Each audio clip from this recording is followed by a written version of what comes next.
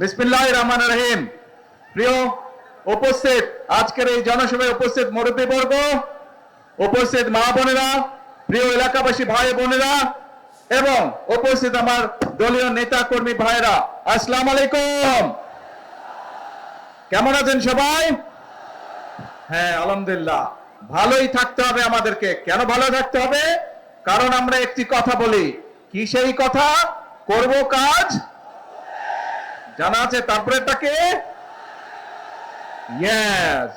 এবং সেজন্যই আজকে আমরা যেই খাল প্রায় 48 বছর আগে শহীদ রাষ্ট্রপতি জিয়া রহমান খনন করে গিয়েছিলেন, তার প্রায় সময়ের পরিক্রমায় খাল হয়ে গিয়েছে। এবং এই খালটি যখন বন্ধ হয়ে গিয়েছে, তার ফলে বহু কৃষক, এই যে আমার পাশে এক কৃষক ভাই বসে আছে, ওনার কথা একটু আগে শুনলেন আপনারা, যে এই খাল আমরা খনন করতে পারলে, শহীদ জিয়া যখন খনন করেছিলেন, তার ফলে এই এলাকার কৃষক ভাইদের সুবিধা হয়েছিল। প্রায় 2000 কৃষক পরিবারের সুবিধা পেয়েছে। 13 কিলোমিটার লম্বা খাল, বহু মানুষের সুবিধা পাবে, শুধু কৃষক ভাইরা না, খালের দুই পাশে যারা থাকে তারাও পানির সুবিধা পাবে। কাজেই এই খালটি খনন করতে হবে। এইরকম আমরা সারা বাংলাদেশে 20,000 কিলোমিটার খাল খনন করব ইনশাল্লাহ আগামী 5 বছরে। কারণ আমরা বাংলাদেশকে খাদ্যে স্বয়ংসম্পূর্ণ আছে, আমরা আরো খাদ্য উৎপাদন বৃদ্ধি করতে চাই বাংলাদেশের, যাতে খাদ্যের জন্য কোনো মানুষকে কষ্ট পেতে না হয়। আল্লাহ রাব্বুল আলামিন বাংলাদেশের মাটি এত উর্বর করে দিয়েছেন যে আমরা যদি সময় মতন পানি দিতে পারি, তাহলে আলহামদুলিল্লাহ আল্লাহর রহমতে এখানে ফসল পড়ে। ঠিক না কৃষক ভাই? পানি ঠিক মতন দিলেই ফসল ফলে। এখন প্রিয় ভাই বোনেরা, এই যে আমরা খাল খনন করব, এই কথাটি কবে বলেছিলাম বলেন তো? হ্যাঁ, কবে? ইয়েস, নির্বাচনের আগে বলেছিলাম। কারণ আমরা জানি খাল খননের ভিতর দিয়ে কৃষক ভাইদের উপকার হবে। কৃষক ভাইদের উপকার হলে কৃষকরা ধীরে ধীরে স্বাবলম্বী হবে, এবং কৃষকরা স্বাবলম্বী হলে এই দেশের অর্থনীতি ধীরে ধীরে মজবুত হবে। এই দেশের অর্থনীতি মজবুত হলে এই দেশের মানুষের অর্থনীতি মজবুত হবে। প্রিয় ভাইরা, ভাই বোনেরা, আমরা শুধু খালের কথা বলিনি, খালের সাথে আমরা আরো কয়েকটি কথা বলেছিলাম। আজকে আপনাদের এখান থেকে আমি যাব চাঁদপুর সদরে, সেখানে দুটো কর্মসূচি রয়েছে। তার মধ্যে একটি কি কর্মসূচি আছে যে জানেন না কে? হ্যাঁ, জানেন? কে কে জানেন? হাত তুলেন তো। আপনারা সব খবরই রাখেন, আর বক্তব্য দিব কি? বক্তব্য দরকার আছে? ও আচ্ছা, তারপরে বক্তব্য দিতে হবে। আচ্ছা ঠিক আছে, নয় একটু দিলাম। এই যে এখন চাঁদপুর সদরে যাব, চাঁদপুর সদরে একটি আছে খাল খনন, আর আরেকটি আছে ফ্যামিলি কার্ড। শব্দটা চেনা চেনা লাগে? ফ্যামিলি কার্ড কার কাছে চেনা চেনা লাগে? আচ্ছা, ওই যে পিছনে গাছতলায় ভাই বোন, আপনাদের কাছে চেনা চেনা লাগে শব্দটা? আচ্ছা, আলহামদুলিল্লাহ। ওই যে পারে মানুষে, আপনাদের চেনা চেনা লাগে? আচ্ছা, ধন্যবাদ। ছোট বন্ধুরা, তোমাদের কাছে ফ্যামিলি কার্ড চিনো? শুনেছো? আগে কথা শুনেছো ফ্যামিলি কার্ডের কথা? আচ্ছা, এখন প্রিয় ভাই বোনেরা, এই ফ্যামিলি কার্ডের প্রতিশ্রুতি আমরা নির্বাচনের আগে এই দেশের মানুষের কাছে দিয়েছিলাম। এই ফ্যামিলি কার্ডের লক্ষ্য কি? এই যে আমাদের ছোট ছোট বোনেরা এখানে দাঁড়িয়ে আছে, দেশনেত্রী খালেদা জিয়া যখন দেশ পরিচালনার দায়িত্বে ছিলেন, তখন এই যে আজকে যারা শিশু এখানে দাঁড়িয়ে আছে, মেয়েরা যারা, নারীদের শিক্ষা ব্যবস্থা উনি ক্লাস 12 পর্যন্ত, ক্লাস 1 থেকে ক্লাস 12 পর্যন্ত উনি বিনামূল্যে করে দিয়েছিলেন। আজকে আমরা সিদ্ধান্ত নিয়েছি দেশনেত্রী খালেদা জিয়ার সেই কর্মসূচিকে আমরা আরো আগিয়ে নিয়ে যাব, এবং ইনশাআল্লাহ আমরা এই যে মেয়েদেরকে শিক্ষা ব্যবস্থা ইন্টারমিডিয়েট পর্যন্ত ফ্রি আছে, এটাকে আমরা ডিগ্রি বা স্নাতক পর্যন্ত আমরা ইনশাআল্লাহ ফ্রি করব। এবং শুধু তাই নয়, যে সকল মেয়েরা ভালো রেজাল্ট করবে ইনশাআল্লাহ, তাদেরকে আমরা সরকারের পক্ষ থেকে ইনশাআল্লাহ উপবৃত্তির ব্যবস্থা করব। কাজে মন দিয়ে সবাইকে পড়তে হবে, তোমাদেরকে মন দিয়ে পড়তে হবে, তাহলে তোমরা সরকার থেকে উপবৃত্তি পাবে। এখন আসুন প্রিয় ভাই বোনেরা, কেন আমরা আমাদের মায়েদেরকে বা আমাদের বোনদেরকে শিক্ষিত করতে চাই, একই সাথে তাদের হাতে ফ্যামিলি কার্ড তুলে দিতে চাই? কারণ এই দেশের জনসংখ্যার অর্ধেক হচ্ছে নারী। আমরা যদি আমাদের প্রত্যাশিত বাংলাদেশকে গড়তে চাই, তাহলে এই নারীদেরকে যদি আমরা স্বাবলম্বী না করি, শিক্ষিত না করি, অর্থনৈতিকভাবে স্বাবলম্বিত না করি, তাহলে আমাদের এই দেশকে এগিয়ে নিয়ে যাওয়া সম্ভব না। এবং সেই জন্যই আমরা সিদ্ধান্ত নিয়েছিলাম, বাংলাদেশের মানুষের কাছে আমরা প্রতিশ্রুতি দিয়েছিলাম যে বিএনপি 12 তারিখের নির্বাচনে যদি আপনাদের সহযোগিতা, আল্লাহর রহমতে বাংলাদেশের জনগণের সমর্থনে সরকার গঠন করে, ইনশাল্লাহ আমরা দেশের 4 কোটি পরিবার রয়েছে, ধীরে ধীরে আমরা এই পরিবারের যারা মায়েরা আছে, গৃহিণীরা আছে, তাদেরকে আমরা ফ্যামিলি কার্ড এক এক করে পৌঁছে দিব। এবং সেই ফ্যামিলি কার্ডের মাধ্যমে আমরা 2500 টাকা করে প্রতি মাসে আমরা মায়েদের হাতে তুলে দিব, যাতে করে সেই মায়েরা পরিবারের শিশুদের লেখাপড়া বলেন, স্বাস্থ্য বলেন, সবকিছু ঠিকভাবে যত্ন নিতে পারে। ধীরে ধীরে যাতে মায়েরা ছোট ছোট ব্যবসা বাণিজ্য করার মাধ্যমে স্বাবলম্বী হয়ে গড়ে উঠতে পারে। কারণ মা যদি শিক্ষিত হয়, পরিবার শিক্ষিত হয়। মা যদি স্বাবলম্বী হয়, একই সাথে পরিবারের সকল সদস্য ধীরে ধীরে স্বাবলম্বী হয়। প্রিয় ভাই বোনেরা, এই প্রতিশ্রুতি আমরা দিয়েছিলাম। আজকে আমার এখানে এই যে স্টেজের মধ্যে এক কৃষক ভাই বসে আছে, ওনার বক্তব্যে উনি কৃষক কার্ডের কথা বলেছে, শুনেছেন আপনারা? এই কৃষক কার্ডের কাজও কিন্তু খাল খননের কাজ যেমন আমরা শুরু করেছি, ফ্যামিলি কার্ডের কাজ যেমন আমরা শুরু করেছি, আল্লাহর রহমতে কৃষক কার্ডের কাজও আমরা ধীরে ধীরে শুরু করেছি। হতে পারে এখন পর্যন্ত কেউ বলতে পারে যে আপনারা তো অল্প দিয়েছেন। হ্যাঁ, আমরা কাজটি শুরু করেছি, সরকারের কাজ ধীরে ধীরে এগোয়।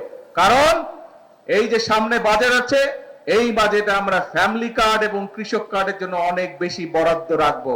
কারণ বর্তমানে যে বাজেট চলছে, এটি তো বিএনপি সরকারের বাজেট না, এটি বিএনপি সরকারের আগে যে অন্তর্বর্তীকালীন সরকার ছিল তাদের করে যাওয়া বাজেট। এবং সেই বাজেটের মধ্যে ফ্যামিলি কার্ডের কোনো টাকা দেওয়া ছিল না, সেই বাজেটের মধ্যে কৃষক কার্ডের জন্য কোনো টাকা দেওয়া ছিল না। সেই জন্য ইনশাল্লাহ এবার আপনাদের সরকারের বিএনপি সরকার বাজেট তৈরি করছে এবং সেই বাজেটের মধ্যে ফ্যামিলি কার্ডের জন্য বরাদ্দ রাখা হবে, সেই কার্ডে কৃষক কার্ডের জন্য বরাদ্দ রাখা হবে কৃষক ভাইদের জন্য। আমরা চাই মায়েরা যেমন স্বাবলম্বী হবে, আমাদের দেশের কৃষক ভাইরাও স্বাবলম্বী হবে। সেই জন্য কৃষক কার্ডের মাধ্যমে প্রতি বছর যাতে কৃষক ভাইদের যে সার, কীটনাশক, যেসব বীজ, ফসলের বীজ, এগুলো কিনতে যেই টাকাটির প্রয়োজন, তার একটি অংশ আমরা সরকারের পক্ষ থেকে ফ্যামিলি কার্ডের মাধ্যমে কৃষক ভাইদের হাতে পৌঁছে দিব, যাতে করে তাদের জন্য সমস্যা না হয়। প্রিয় ভাই বোনেরা, কি আপনারা সবাই কৃষক? গুড।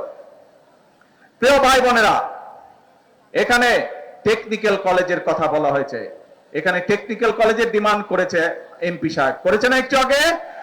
আপনাদেরই তো সন্তান, আপনাদেরই সন্তান, কিন্তু এই এলাকার সন্তানই, চাঁদপুরের সন্তানই হচ্ছে বাংলাদেশের শিক্ষামন্ত্রী। আপনাদের সামনে শিক্ষামন্ত্রীকে আমি এখনই বলে যাচ্ছি, যত দ্রুত সম্ভব সেই টেকনিক্যাল কলেজের ব্যাপারে যাতে ব্যবস্থা গ্রহণ করে। প্রিয় ভাই বোনেরা, আমরা নির্বাচনের আগে বলেছিলাম যে এই বাংলাদেশের একটি বড় সমস্যা হচ্ছে বেকার সমস্যা। আমরা চাই আমাদের দেশের তরুণদেরকে এই টেকনিক্যাল নো-হাউ দিতে, এই টেকনিক্যাল ট্রেনিং দিতে, যাতে করে তারা দেশে কোন একটি কর্মসংস্থানের ব্যবস্থা করতে পারে অথবা নিজেদের ব্যবসা বাণিজ্য তৈরি করতে পারে, যাতে করে দরকার হলে তারা বিদেশেও যেতে পারে এবং বিদেশে যেতে ভালো চাকরির ব্যবস্থা করতে পারে যদি তাদের টেকনিক্যাল ট্রেনিং থাকে।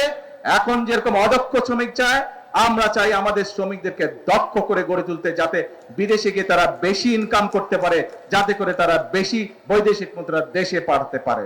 অর্থাৎ আমাদের লক্ষ্য একটাই, আমাদের উদ্দেশ্য একটাই, আমরা স্বপ্ন দেখতে চাই না, আমরা পরিকল্পনা গ্রহণ করতে চাই, যেই পরিকল্পনা বাস্তবায়িত হলে দেশের মানুষের উপকার হবে।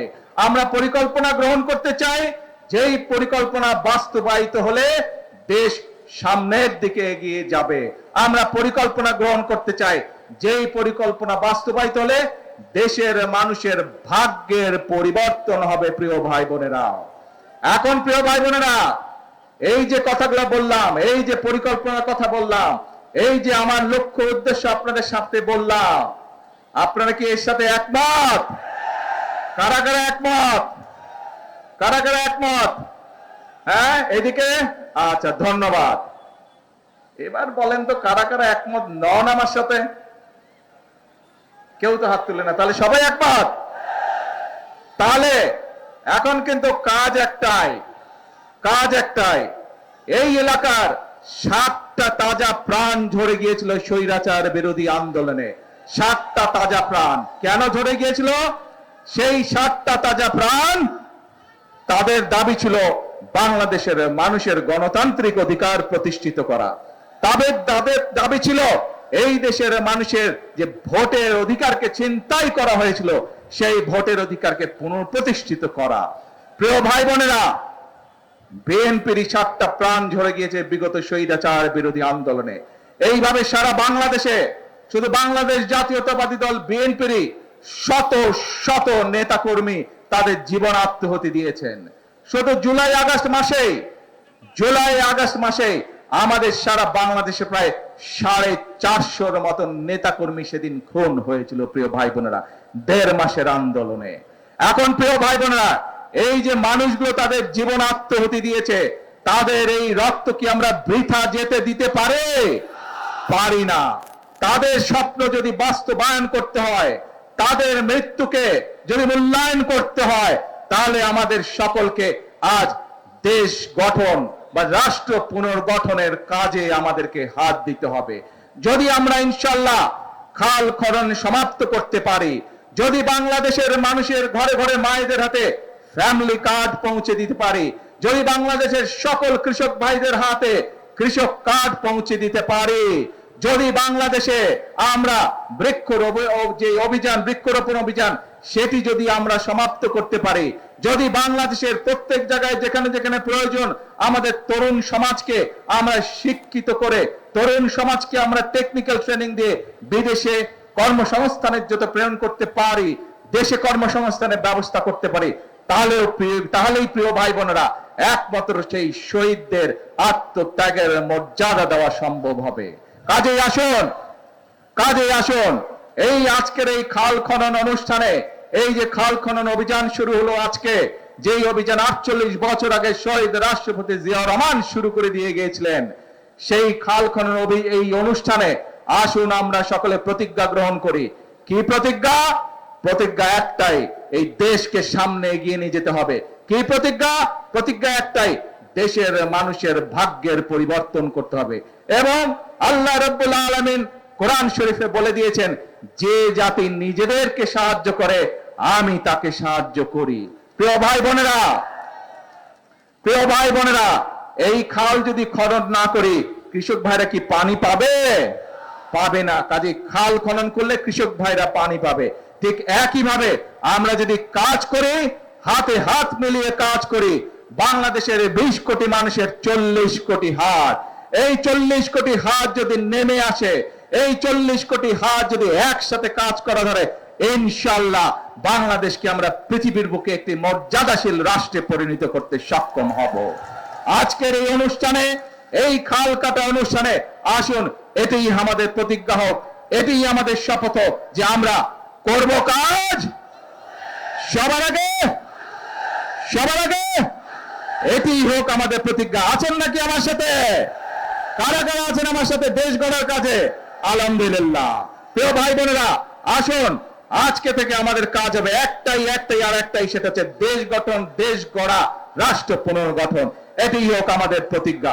আর আমরা যেরকম নির্বাচনের আগে জনগণের সামনে যে সকল প্রতিশ্রুতি দিয়েছি, ইনশাআল্লাহ অতীতে সব সময় দেখা গিয়েছে বিএনপি যে সকল প্রতিশ্রুতি জনগণকে দেয়, দেশের মানুষের সামনে দেয়, বিএনপি দেশ পরিচালনা করার সময় আস্তে আস্তে সবগুলো প্রতিশ্রুতি তারা বাস্তবায়নের চেষ্টা করে।